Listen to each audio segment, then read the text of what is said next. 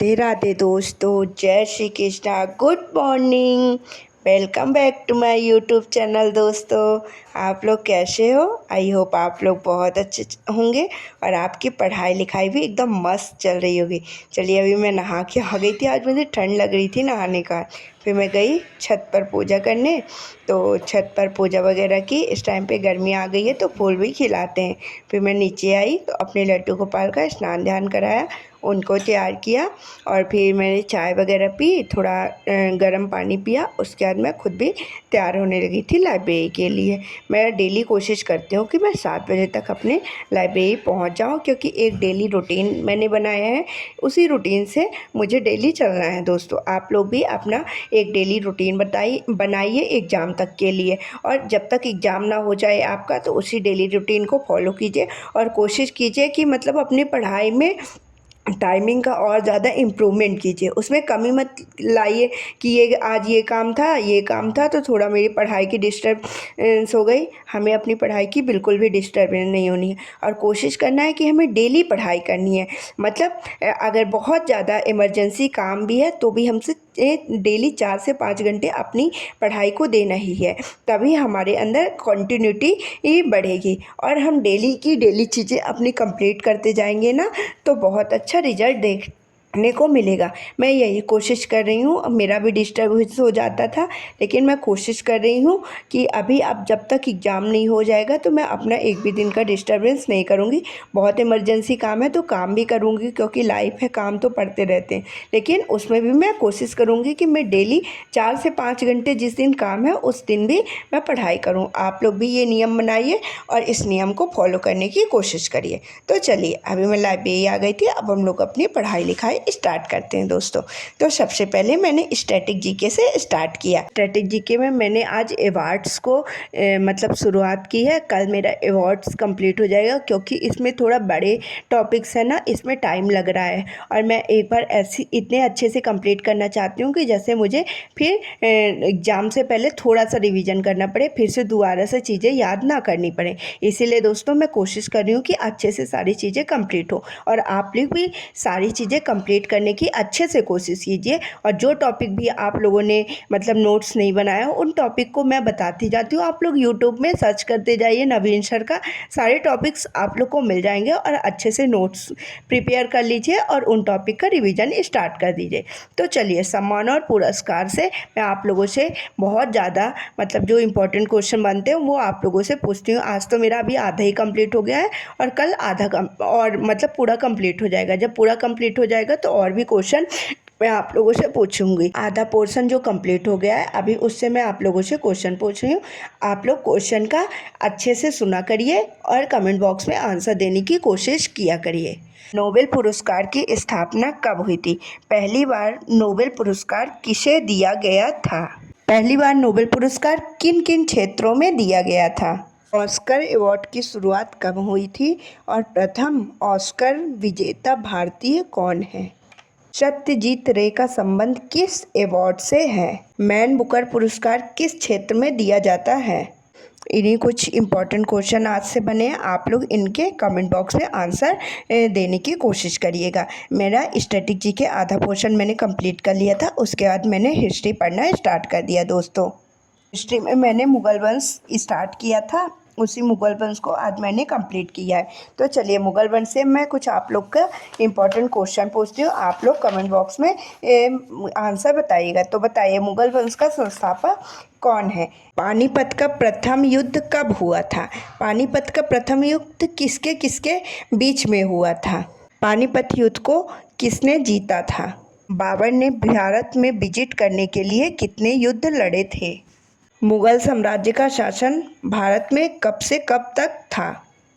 मुगल साम्राज्य अभी हम लोग का लंबा चलेगा। मैं जैसे मुगल साम्राज्य में जो जो पढ़ती जाऊंगी, आप लोगों से इम्पोर्टेंट क्वेश्चन भी पूछती जाऊंगी। और यदि आप लोग को मुगल साम्राज्य पढ़ना है हिस्ट्री में, तो शाम की मतलब जो नवीन सर की हिस्ट्री की क्लासेस चलती हैं इस टाइम पे, उसमें भी मुगल साम्राज्य ही चल रहा है। तो आप लोग वहाँ से मुगल साम्राज्य को अच्छे से कंप्लीट कर सकते हैं।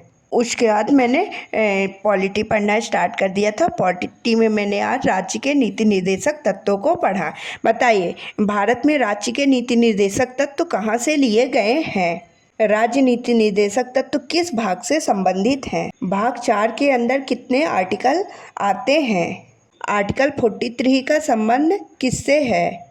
आप लोग सभी सब्जेक्ट को एक अच्छे से रिवीजन कीजिएगा दोस्तों, क्योंकि मैं सभी सब्जेक्ट का प्रॉपर रिवीजन कर रही हूँ। जैसे जो जो टॉपिक मैं बताती जाती हूँ वो टॉपिक आप लोग भी कंप्लीट करते जाइएगा।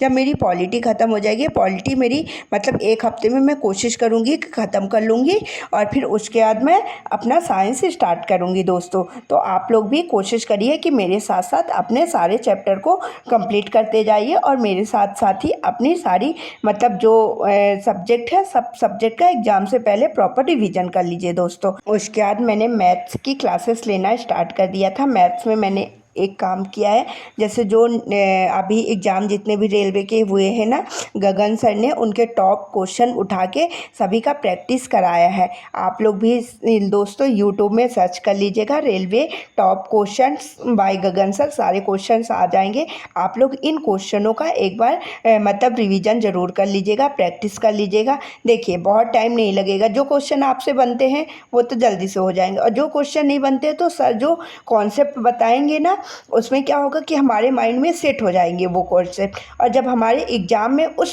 कॉन्सेप्ट से मतलब क्वेश्चन पूछेगा तो हम आसानी से कर लेंगे। और रेलवे का तो आप लोग को पता है कि ज़्यादातर प्रीवियस ईयर ही क्वेश्चन को रिपीट करता है, और अगर प्रीवियस सेम डाटा नहीं दिया लेकिन उस कॉन्सेप्ट से भी अगर क्वेश्चन पूछेगा और अभी हमने उस कॉन्सेप्ट का पूरा रिवीजन किया है तो हमसे क्वेश्चन आसानी से बनने की संभावना रहेगी दोस्तों।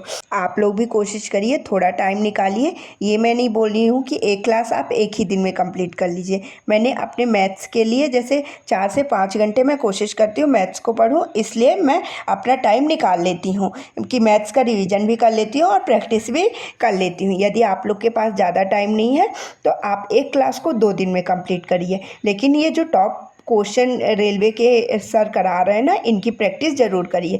जब ये क्वेश्चन हो जाएंगे उसके बाद सर एनटीपीसी का मॉक टेस्ट करा रहे हैं, उनको भी हमें ज्वाइन करना है दोस्तों। यूट्यूब में ही प्रैक्टिस करा रहे हैं अभी, मतलब जब मेरी ये क्लासेस हो जाएंगी मैं आप लोगों से बताऊंगी, और फिर जब मैं ज्वाइन करूँगी वो क्लासेस वो भी आप लोगों से शेयर करूँगी दोस्तों। तो हमें अपना हर सब्जेक्ट में अपना 100% देना है, तभी हम लोग का सिलेक्शन होगा। उसके बाद मैंने करेंट अफेयर की क्लासेस पढ़ना स्टार्ट कर दी थी। आप लोगों से भी बोलती हूँ दोस्तों कि करेंट अफेयर की क्लासेस डेली लिया करिए। तो चलिए अब मैं घर गई, घर में मैंने खाना वगैरह खाया और फिर थोड़ा सा रेस्ट लिया और दोबारा से लाइब्रेरी आ गई थी दोस्तों। तो जब मैं लाइब्रेरी में आई तो मैंने ट्रिग्नोमेट्री को, आप लोग को पता है कि जैसे जब मैं सुबह टाइम जो टाइम रहता है तो मैं प्रैक्टिस के लिए ज़्यादा कोशिश करती हूँ, और जब दोबारा से लाइब्रेरी आती हूँ तो मैथ्स में जो टॉपिक मुझसे प्रैक्टिस के दौरान या मॉक टेस्ट के दौरान जो भी टॉपिक मुझसे नहीं बनते हैं ना, उन सभी टॉपिक का मैं रिवीजन करती हूँ। जैसे मैंने मॉक टेस्ट दिया, अब उस मॉक टेस्ट में जो भी टॉपिक के मेरे को क्वेश्चन नहीं बनते हैं उस टॉपिक को मैं नेक्स्ट डे उसका पूरा अच्छे से प्रॉपर रिवीजन करती हूँ, और उससे रिलेटेड 100 से 150 क्वेश्चन प्रैक्टिस करती हूँ। जैसे मैं कोशिश करती हूँ कि अगला मॉक टेस्ट दूँ या सेक्शनल टेस्ट कुछ भी दूँ, उस टॉपिक के क्वेश्चन मेरे पास गलत नहीं होने चाहिए। आप लोग को भी यही कोशिश करनी है और हर सब्जेक्ट में करनी है, मैथ हो चाहे रीजनिंग हो चाहे जीके हो, कुछ भी हो, अपना 100% देना है। और जिस टॉपिक के हमसे क्वेश्चन नहीं बनते हैं उनका रिवीजन करना है, और जब हम अगले मॉक टेस्ट देंगे या फिर कुछ भी तो उसमें हमारे क्वेश्चन बन जाएंगे। उसके बाद मैं ग्राउंड आ गई थी, मैंने ग्राउंड में थोड़ा एक्सरसाइज वगैरह की, रनिंग वगैरह की, क्योंकि मेरा फिजिकल भी है ना 28 मई को, तो उसके लिए मैं सोच रही हूँ कि थोड़ा थोड़ा कोशिश करते जाऊँ। और आरपीएफ कांस्टेबल का भी है दोस्तों, शायद हम लोग का लिस्ट में नाम आ ही जाए, इसीलिए मैं थोड़ी थोड़ी रनिंग की प्रैक्टिस कर रही हूँ। उसके बाद ग्राउंड से मैं लाइब्रेरी आ गई थी। अभी तो आप लोग मेरा फेस देख ही रहे होंगे कि बिल्कुल मैं थक गई थी, तो मैं आ गई थी तो मैंने प्रैक्टिस सेट लेना स्टार्ट कर दिया था। आज नवीन सर का 16वां प्रैक्टिस सेट था। अगर आप लोगों ने अभी भी प्रैक्टिस सेट ज्वाइन नहीं किया है तो आपको लिए अभी भी टाइम है, अभी 16 ही हुए हैं। पिछला धीरे धीरे आप अपना कंप्लीट कर लीजिए और न्यू प्रैक्टिस सेट से ज्वाइन कर लीजिए दोस्तों। उसके बाद मैंने हिस्ट्री की क्लासेस लेने लगी थी। हिस्ट्री में आज सर ने मुग़ल साम्राज्य को स्टार्ट किया है। फिर जब मेरी हिस्ट्री की क्लासेस कंप्लीट हो गई थी तो मैंने रीजनिंग की क्लासेस भी स्टार्ट कर दी थी। रीजनिंग की जो प्रैक्टिस सेट चल रही है ना उनको मैंने ज्वाइन किया है, क्योंकि रीजनिंग के भी क्वेश्चन मेरे गलत हो जाते हैं। तो इसमें क्या होता है कि जैसे अपने से सॉल्व करते हैं, जो हम लोग प्रैक्टिस करते हैं ना बुक वगैरह से, उसमें जो कॉन्सेप्ट नहीं बनता तो बुक से देखते तो उतनी चीज़ें समझ में नहीं आती। इसलिए मैं कोशिश करती हूँ ज़्यादा चीज़ें मैं क्लासेस से रिवाइज करूँ। क्लासेस से रिवीजन करने में ये होता है कि जो कॉन्सेप्ट हमसे नहीं बनते हैं और सर लोग एक बार बता देते ना, वो कॉन्सेप्ट हमारे माइंड में सेट हो जाते। तो आप लोग भी कोशिश किया करिए दोस्तों। चलिए अभी मैं घर आ गई थी, मैंने लड्डू गोपाल को सुलाया, मैं भी सोने चली गई। राधे राधे, जय श्री कृष्ण, बाय बाय दोस्तों, गुड नाइट।